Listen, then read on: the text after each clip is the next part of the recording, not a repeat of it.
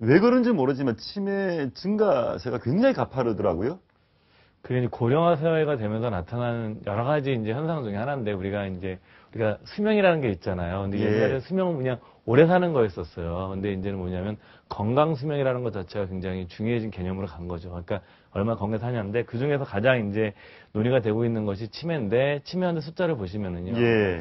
2006년도에 한 10만 5천 명에서 2011년도에 31만 한 2천 명 수준까지 무려 어떻게 한 5년 사이에 5년 최대. 사이에 이렇게 될 수가 있죠. 근데 이게 아마도 저는 이 통계라는 것 자체가 항상 이제 완벽하지 않기 때문에, 치매인 걸 모르고 계시면서 병원을 안 가보셨으면 통계 아마 안 잡힐 거예요. 아, 그럴 수도 있겠네요. 그리고 예. 그러다 더 늘어날 개연성이 보이고요. 두 번째로는 뭐냐면, 우리나라가 이제 그 고령화 속도가 세계에서 가장 빠른 나라거든요. 우리가 예. 65세 이상을 반기문 사무총장님이 계신 유엔에서 노인으로 정의를 하고 있는데, 65세 이상 인구가 이제 증가하는 속도가 세계에서 가장 빠르기 때문에 앞으로도 더 치매 문제 자체는 단순하게 이렇게 뭐 개인의 문제를 떠나서 고령화 사회를 가는 대한민국이 떠안아야 될 굉장히 중요한 사회적 과제라고 할 수가 있습니다.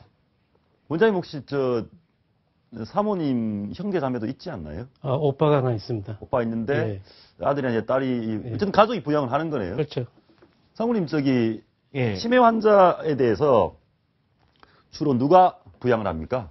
이게 통계를 보게 되면 친자 돌보는 분들이 보통 아들 내외지, 며느리가 아무래도 한국 사회에서 아들.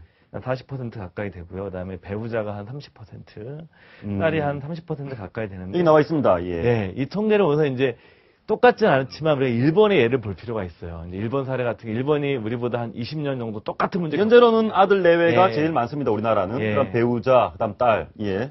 치매 환자분들이 또 우리 국민건강보험공단에서 나온 통계를 보면 한 8년 정도 사신대요. 환자, 아픈 게 8년인데, 그러다 예. 보면 또 수명이 길어진 상태로 생기기 때문에 어떤 문제가 생기냐면, 부양 시스템에서요, 자식이나 며느리, 딸이 부양하도 노노 부양이 되는 겁니다. 그러니까 노인이 노인을 부양하는 구조가 되는 거예요.